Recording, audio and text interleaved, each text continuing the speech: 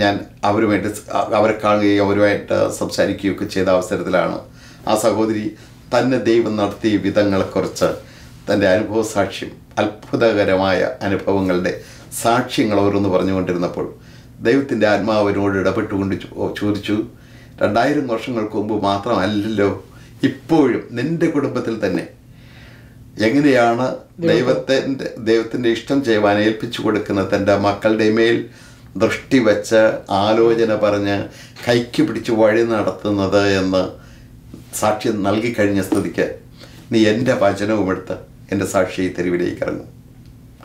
അതുവരെ കത്തോലിക്ക സഭയിലെ ഏതെല്ലാം സ്ഥാനങ്ങൾ തുടക്കം മുതൽ ഏതൊക്കെ സ്ഥാനം? ആദ്യം ഒരു വൈദികനായി വൈദികനായി പഠിച്ചുകൊണ്ടിരിക്കുമ്പോൾ തന്നെ സെമിനാരിയിൽ, അതായത് ഞങ്ങളുടെ മംഗലപ്പുഴ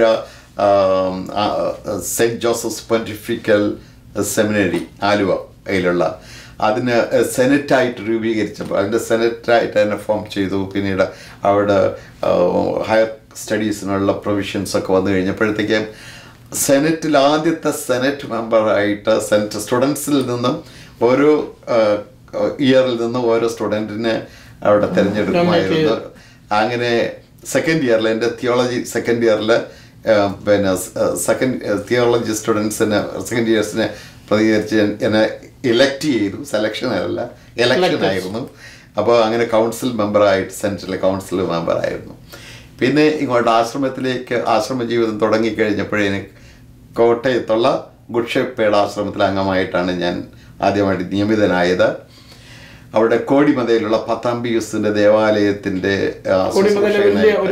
ഇല്ല, കോടിമതയിൽ ഒരു ചെറിയ കോടിമതയിൽ അല്ലാതെ പിന്നെ മാതാവിന്റെ ഒക്കെ ഒരു അത് കോട്ടയത്തല്ല, മാതാവ് മടിയിൽ കിടക്കുന്നത് അല്ല, അത് മീൻകുന്നം എന്ന സ്ഥലത്താണ്, മൂവാറ്റുപുഴത്തേക്ക് പോകുന്ന സ്ഥലത്തുണ്ട്. ഇപ്പൊ പല സ്ഥലങ്ങളിലും ഉണ്ടെന്ന് തോന്നുന്നു. ഇതല്ല, ഇത് ചെറിയൊരു പിന്നെ ചാപ്പൽ ഉള്ള TB ജംഗ്ഷൻ്റെ സൈഡിൽ ഉള്ള ഒരു ചെറിയ പള്ളി. അതിൻ്റെ ചുമതല ഉണ്ടായിരുന്നു.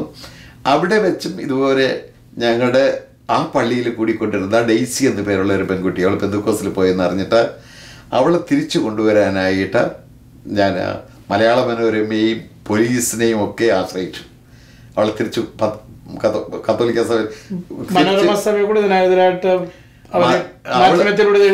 മാധ്യമത്തിലൂടെ എഴുതിയിട്ട് പറഞ്ഞാൽ ആ കാലഘട്ടത്തിലാണ് സൂസൻ മേബിൾ തോമസ് എന്ന് പറഞ്ഞൊരു വോളിബോൾ പ്ലെയർ, അവള് പെന്തക്കോസ്ത് മരുന്നെടുക്കാതെ മരിച്ചു എന്ന് പറഞ്ഞിട്ട് ഒത്തിരി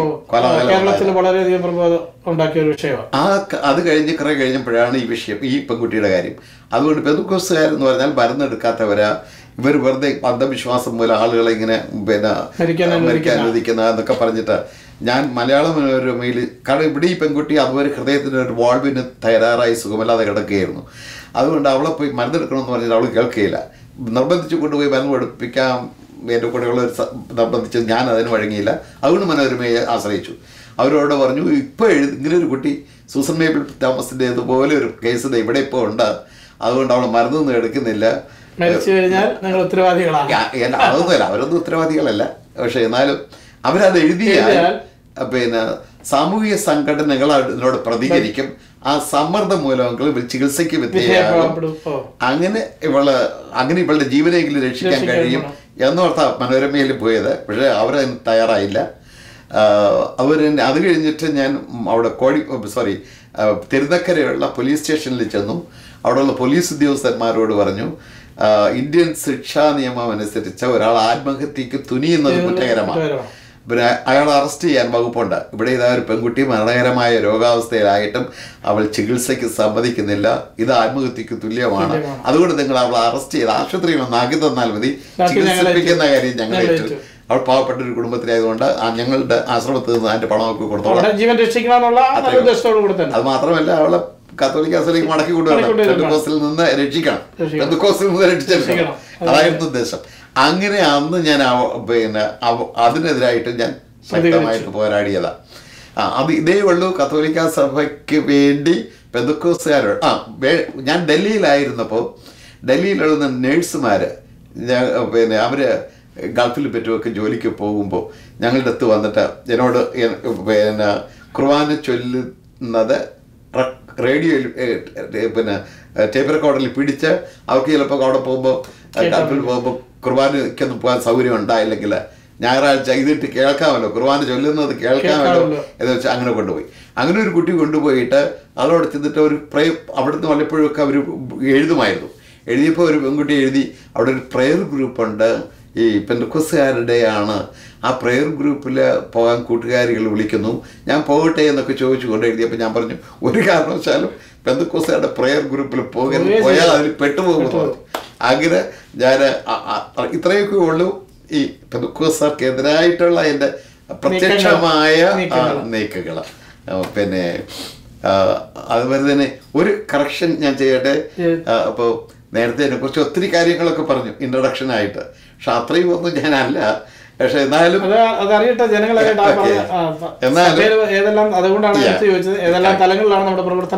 ഓക്കെ, അപ്പോൾ അങ്ങനെയായിരുന്നു. അപ്പോൾ അങ്ങനെ ഞാൻ കോടിമേഖലയിലുണ്ടായിരുന്നു. അത് കഴിഞ്ഞിട്ട് പിന്നെ പഠിക്കുവാനുള്ള അവസരങ്ങൾ എനിക്ക് ലഭിച്ചു. കൗൺസിലിംഗ് ഞാൻ പറഞ്ഞു,